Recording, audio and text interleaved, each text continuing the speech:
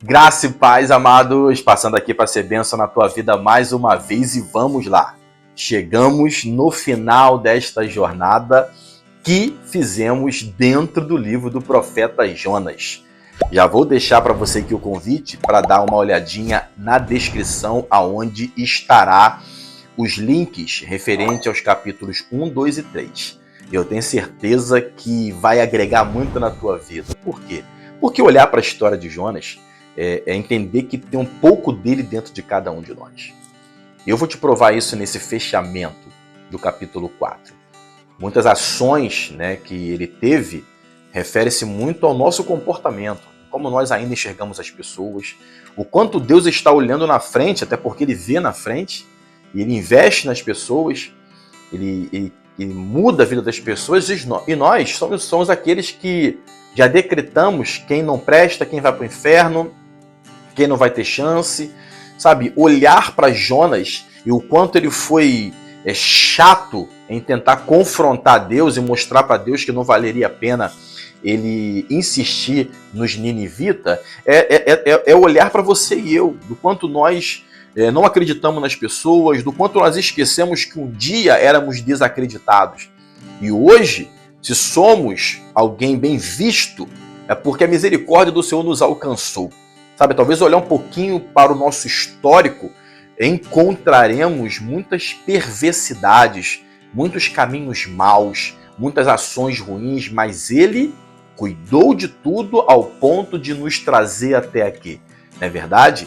Mas nós insistimos em ter Jonas dentro da nossa vida, criticando, desvalorizando, sabe, às vezes brigando com Deus porque não queremos ver que pessoas ruins tenham sucesso, que pessoas ruins sejam transformadas, que o viciado, que a prostituta, que as pessoas que não têm, que são recriminadas pela sociedade, elas não merecem uma outra chance. E aqui a gente entende que o Senhor insistiu muito na salvação dos ninivitas, porém eu vejo algo a mais. Eu vejo Deus tratando Jonas, um homem de Deus que insistiu em não ouvir Deus. Não é verdade? Então vamos lá. O capítulo 4 começa bem forte para a gente, porque Jonas ele decide morrer porque Deus alcançou os ninivitas através de sua vida. Olha só. Com isso, desgostou-se Jonas extremamente e ficou irado. E orou ao Senhor e disse: Ah, Senhor, não foi isso que eu disse, estando ainda na minha terra? Por isso me adiantei, fugindo para Tarsis, pois sabia que és Deus clemente, misericordioso e tardio em irar-se, e grande em benignidade, e que te arrependes do mal. Peço-te, pois, ao Senhor, tira-me a vida, porque melhor me é morrer do que viver. Por que ele está falando isso? Porque no final do capítulo 3, diz assim no último versículo: Viu Deus o que fizeram, como se converteram do seu mau caminho, e Deus se arrependeu do mal que tinha dito, lhes faria e não o fez. E é interessante que nessa jornada, as pessoas que não conheciam Deus se arrependeram e se converteram.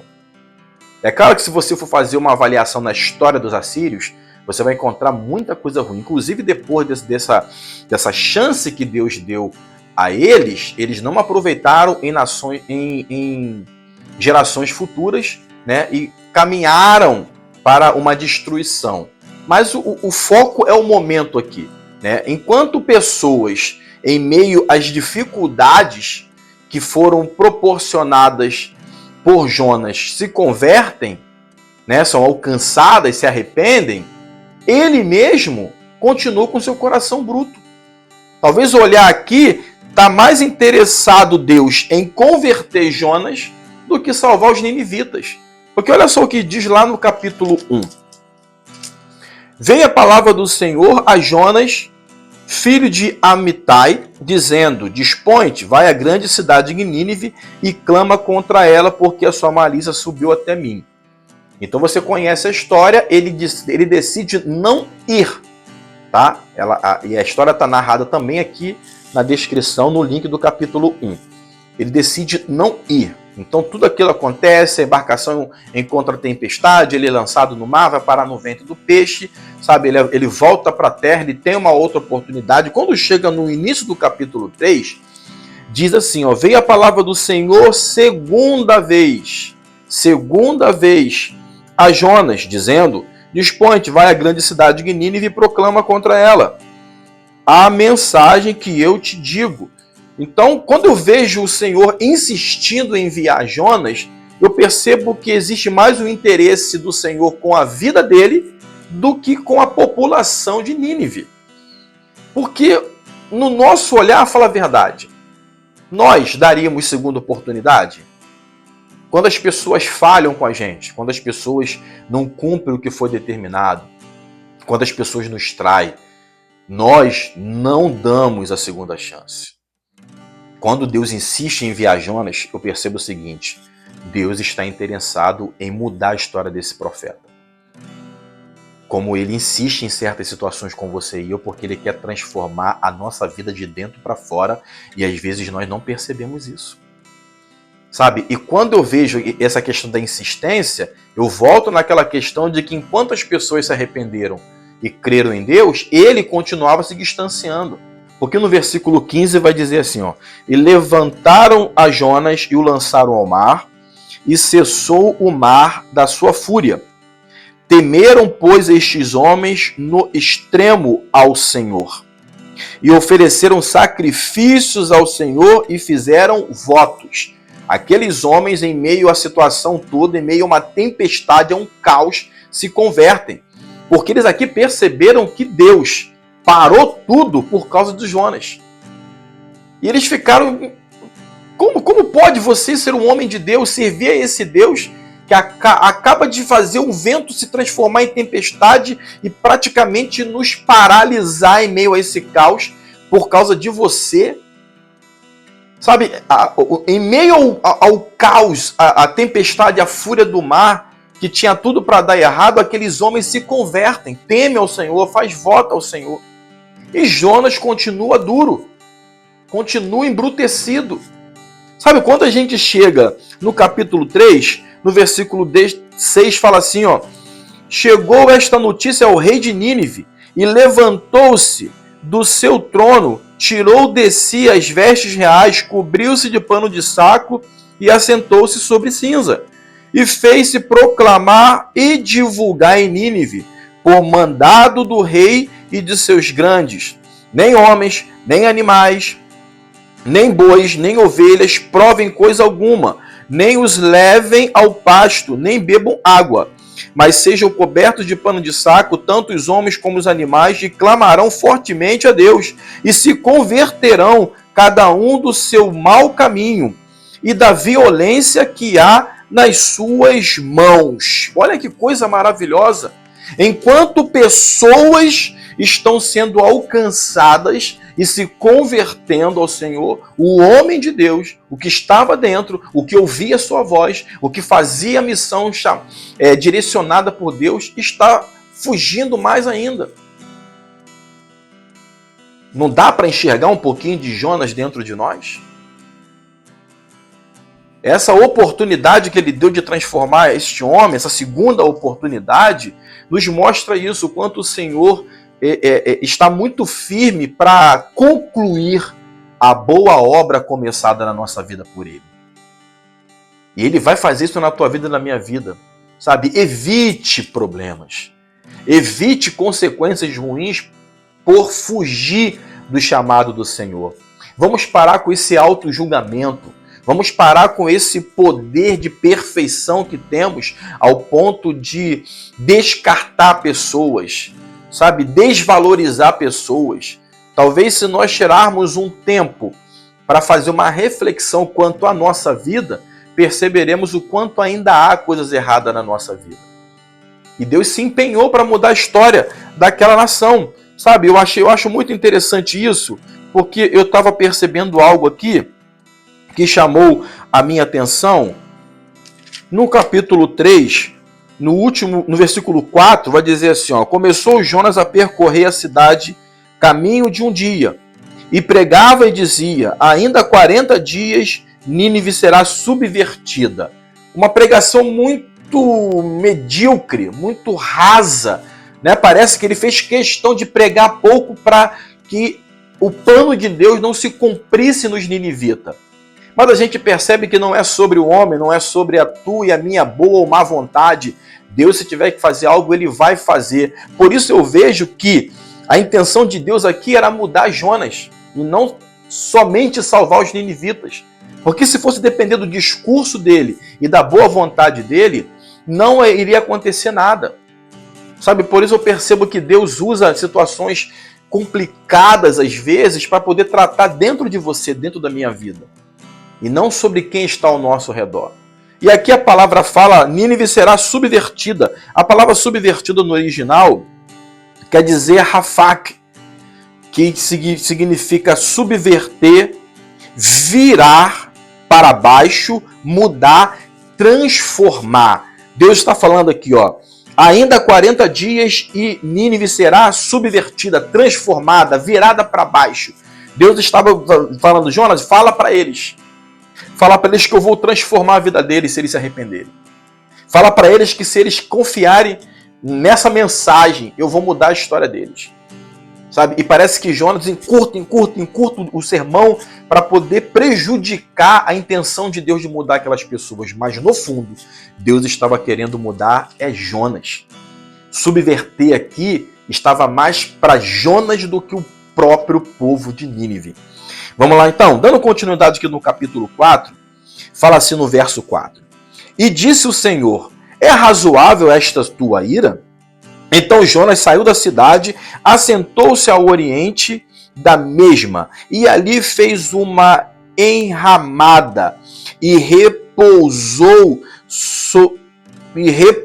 debaixo dela à sombra, até ver o que aconteceria à cidade. Ainda havia uma esperança no coração de Jonas de que aquele povo não iria manter o arrependimento e que eles seriam destruídos. Olha só como estava doente o coração daquele profeta. Então fez o Senhor Deus nascer uma planta que subiu por cima de Jonas, para que fizesse sombra sobre a sua cabeça, a fim de o livrar do seu desconforto. Jonas, pois, se alegrou em extremo por causa da planta. Olha como é que Deus vai cuidando de Jonas, mesmo vendo toda a perversidade que havia ainda em seu coração. É muito claro que o foco de Deus aqui era transformar aquele homem. É muito claro que certas lutas ou indignações que você e eu enfrentamos na vida está mais sobre sermos transformados do que Deus mudar o que está ao nosso redor. Mas Deus, no dia seguinte, ao subir da alva, enviou um verme, o qual feriu a planta, e esta se secou. E nascendo o sol, Deus mandou um vento calmoso oriental. O sol bateu na cabeça de Jonas, de maneira que desfalecia, pelo que pediu para si a morte, dizendo, melhor me é morrer do que viver. Dentro do mesmo capítulo, este homem envenenado pela raiva, pela ira, pelo ódio, pede a morte mais uma vez.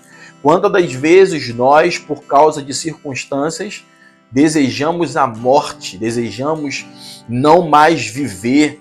É tanta reclamação, é tanto ódio, é tanto veneno produzido por nós mesmos que a sensação que dá é que a vida parou. Não dá mais para acontecer nada de diferente na minha vida. E não é por causa de que Deus não está fazendo ou por culpa das adversidades, mas do quanto o nosso coração e a nossa mente estão envenenados por nós mesmos. Então perguntou Deus a Jonas, é razoável essa tua ira por causa da planta? Ele respondeu, é razoável a minha ira até a morte.